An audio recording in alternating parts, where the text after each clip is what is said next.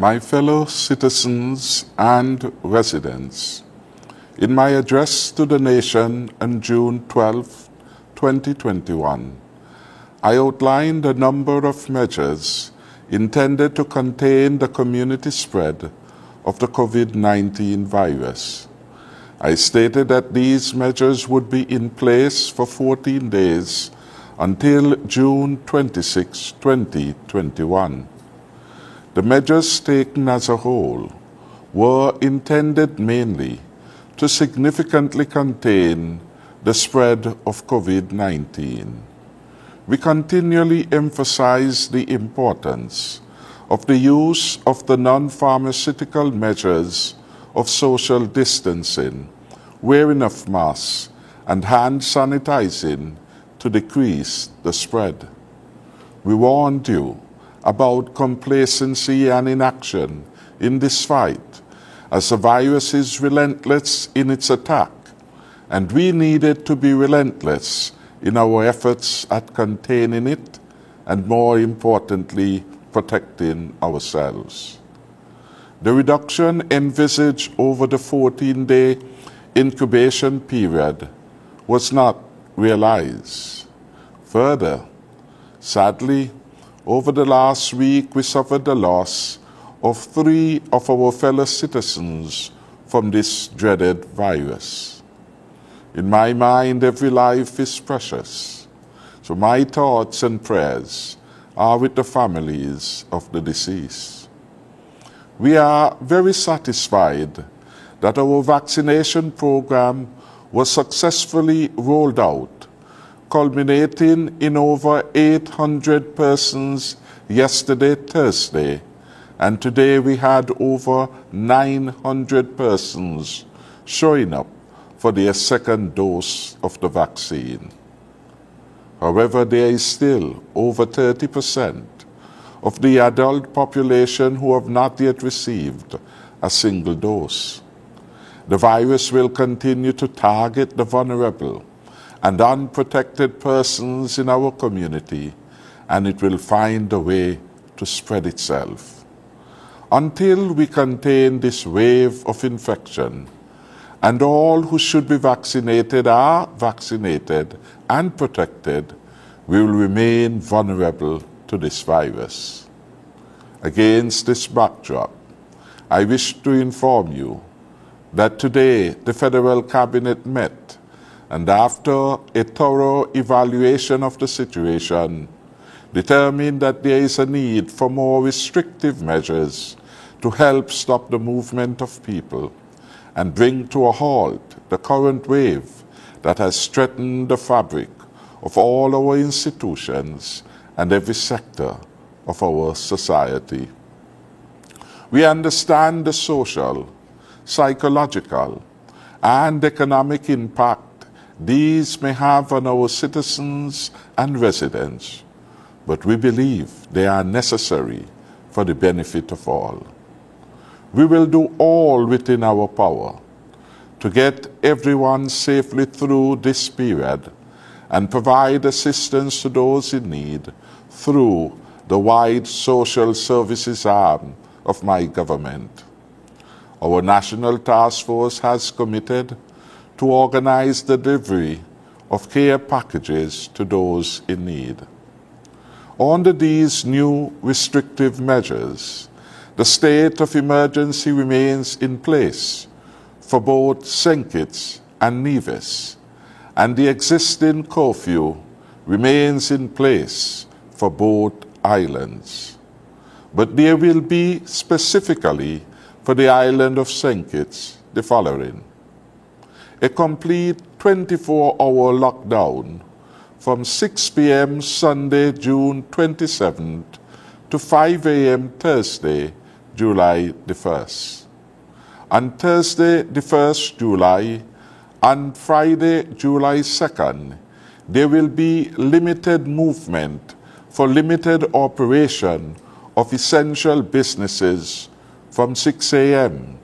to 6 p.m., and then a return to full 24-hour lockdown from 6 p.m. Friday until July 3rd to Thursday, July 8.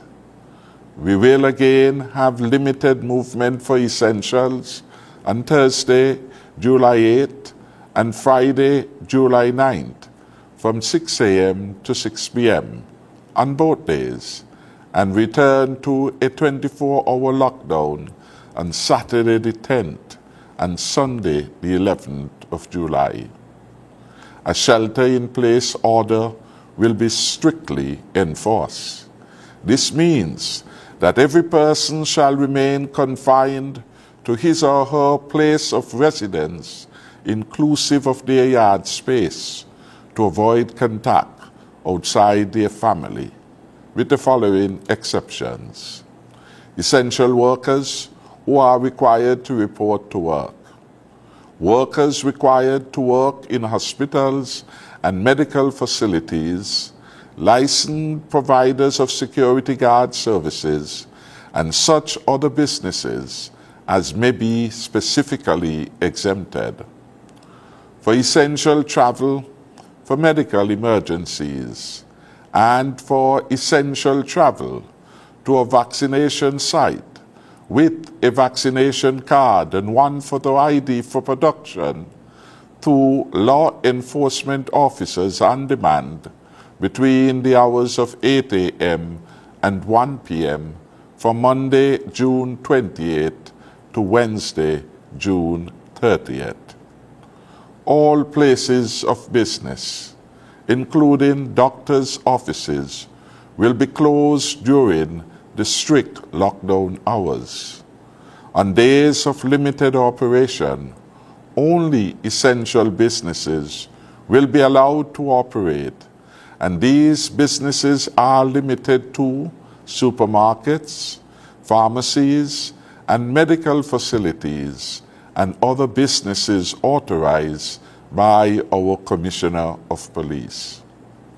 While religious and educational institutions are closed, this is a special time for our students as they sit their external exams, and therefore a special dispensation is granted to allow students and their parents or guardians to travel to an examination center. A limited number of government workers will be needed to ensure the continued functioning of the state. Therefore, permanent secretaries, directors, and other heads of department will determine who will be required to attend work. Clearly, there shall be no mass gatherings, no parties, and other social events. The beaches in St. Kitts will be closed, and we ask that you confine your exercise program to your home and your yard space. Liquor licenses are suspended. Absolutely no rum shops, no bars, nor night spots will be allowed to operate during this 14-day period. We make a special exception for farmers and fishers to tend their flock and to go fishing, to keep our food supply going during the days of limited operation. And there will be a special carve-out for the island of Nevis, which will basically remain the same as obtains presently, but this will be detailed in the new SR&O. On Monday, we will convene an emergency sitting of the Parliament. We believe that this is necessary in our fight against the COVID pandemic because of the current spread of the virus here in our beloved country. We believe that this difficult state of affairs in our beloved Federation requires that we extend the state of emergency, like 10 other countries in the region have done, to allow us to use the emergency powers to assist our health team and security personnel in their fight against this deadly virus. My citizens and residents, in this fight, the action of every single individual affects us all.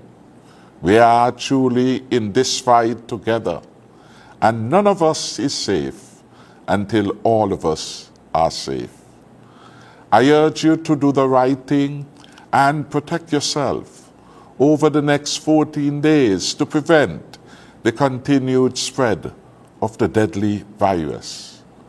I urge you to use the opportunity to get vaccinated so you can protect yourself, your family, and your community. I should only remind you that tomorrow, Saturday and Sunday, the vaccination centers will be opened specifically to serve you. Vaccination is our most powerful tool to defeat the virus. The success of our vaccination rollout so far calls for great optimism. There is indeed light at the end of the tunnel, and I am confident that our people will do the right thing over these coming 2 weeks, and that will allow us to emerge safer and stronger as a people and as a nation. Let us be united in the fight for our lives and for the protection and betterment of our beloved country. To better protect ourselves, let us get vaccinated and adhere to the COVID-19 protocols. Let us adopt the appropriate behavior needed to fight this deadly virus. I pray that God will continue to protect us, my beloved people, and to keep us safe. Let us work together to defeat COVID-19. I thank you and pray God continue in favor upon us all.